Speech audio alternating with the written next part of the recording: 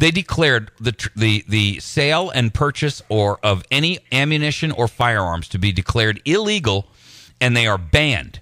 The only people that can the only entities that can purchase ammunition or firearms or sell them is law enforcement and military. And that's what Obama and Hillary Clinton are trying to do in the United States with the small arms, the UN small arms. Absolutely. Treaty and you know what? The UN Small Arms Treaty, folks, dictates that you cannot own a firearm for any reason. End of discussion. You know, Mike, what do you call a guy? I was born in Mexico, right? Yeah. So this is what the liberals do. What do you call, if somebody's trying to describe me, they would call me a Mexican American, right? Right. I was born in Mexico.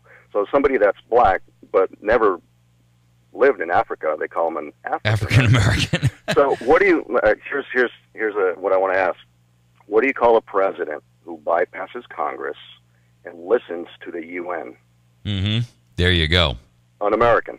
Un-American. And exactly. That's what Obama is, and that's why all these treaties and everything else that he's doing, all these appointments, it is destroying America because he genuinely has a hatred for the United States. He doesn't. Actually, what he has is an agenda to turn us into a fascist nation, and we are not slipping into socialism, folks. We are not slipping into communism. We are racing rapidly towards fascism, and I've explained to you in previous shows what the difference is between fascism, communism, and socialism. And if you don't know those, I'm about to put up a website, and I'm going to put those kinds of videos and audios up there so that you can hear it again.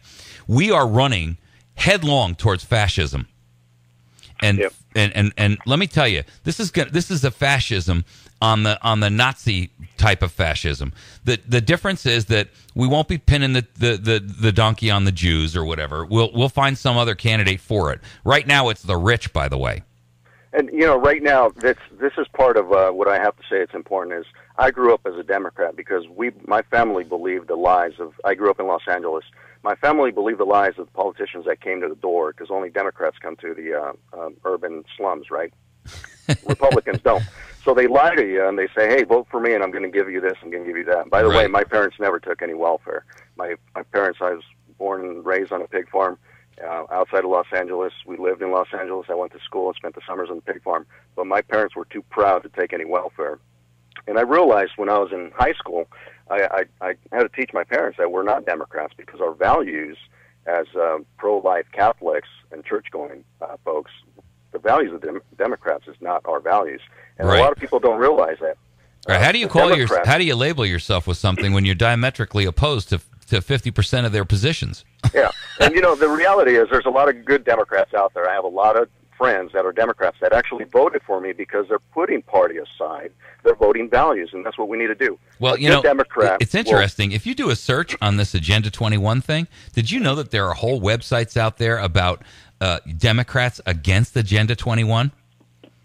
In fact, there's a website out there called Democrats Against UN Agenda 21. And those are the good Democrats. Yeah. You know what the title is? Or as soon as you hit the website, the first thing it says, it sounds like science fiction or some conspiracy theory, but it isn't. Right. Ladies and gentlemen, Agenda 21 is probably the number one. What they're talking about doing in Agenda 21 is sustainable development by taking everyone out of rural areas and packing us all into these high density urban markets where one, we're all controllable, and two, we're all crowded in together, and that the rest of the world is completely left vacant, if you will. I mean, think of a science fiction movie, right? Everybody lives in these cities, and there's these giant trains that run between cities, and that's pretty much it. Everything out there is a wasteland. I mean, that's what they're talking about. Inventory of human beings and control, absolute unmitigated control over every aspect of your life. And if you want to fall for that crap, go right for it. But let me tell you, you won't be getting me in there. The only way you're going to get me into that kind of an agenda is in a body bag. Yeah, a good Democrat wants to help his neighbors. A good person wants to help his neighbors. A person like Obama wants to take money from all Americans and help the rest of the world. And we cannot have the President of the United States that will put everyone else besides the United States' interest first. You just can't do that. Right. I mean, how do you stand there and defend a position where you're saying that it's more important what the world's position is than our own position? your obligation is first and foremost to the American people, not to the world at large. You're not the president of the world. You're the president of the United States of America. And the oath they take is to preserve the United States and the Constitution, but yet they violate it, and they.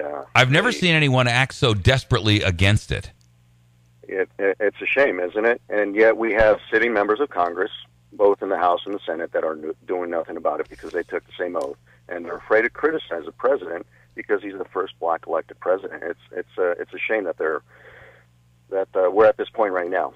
Well, all right, we're going to have to take a break. Before we get there, I want to give out the phone numbers again. It's 257-1111 and 866-554-6636. We're on the phone with Hector Maldonado. He's running for U.S. Senate against Claire Mccaskill. And his website, for those of you who are interested, and if you're not interested, you're listening to the wrong guy, you need to go to hectorforamerica.com. And that's HECTOR FOR America.com. You can read about his platform. You can read about his positions. You can volunteer on his website. You've heard me say it 1,000 times. Find a candidate, do your due diligence, do your homework, educate yourself, be articulate, be intelligent, be logical, be reasoned. Get on there, learn about where he stands, take a position, and if he's the right guy, then get out there and support him. Whether you donate money, and he's got a place where you can donate money, whether you send him an email and you say, look, I'm willing to put a sign up in my front yard, or I'm willing to organize an opportunity for you to come in here and talk to our church, or talk to our school, or come to the Civic Center and I'm going to organize a rally for you, or a fundraiser. That's what you can do, people. Participate. So get to Hector for America or any other website for any other candidate, but do something. Don't sit on the couch and be a potato. We're going to take a break. We'll be right back. When we come back, we're going to wrap up the show with the last 15 minutes with Hector Maldonado. I think this guy's a patriot, and I think you will too. We'll be right back. The kind of candidate that will look you in the eye. Oh, yeah. I like that line. If you want a candidate who will look you in the eye, get Hectorized. How many politicians won't look you in the eye while they tell you what they stand for, right? And you know when you can tell that a politician's lying to you? Yeah, his mouth is open.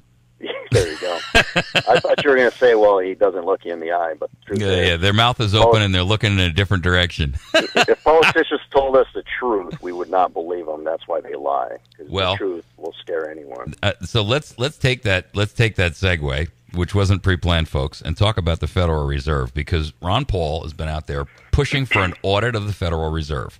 Now, those of you who listen to this show on a routine basis, you know that this is one of my number one fights. The Federal Reserve is unconstitutional. They are a private cabal of bankers. They are no more federal than Federal Express. And the idea that they are out there making trillions on us. By the way, if you're not aware of it, out of the $16 trillion that we owe, 11% of it, $1.6 trillion, is owed to the Federal Reserve.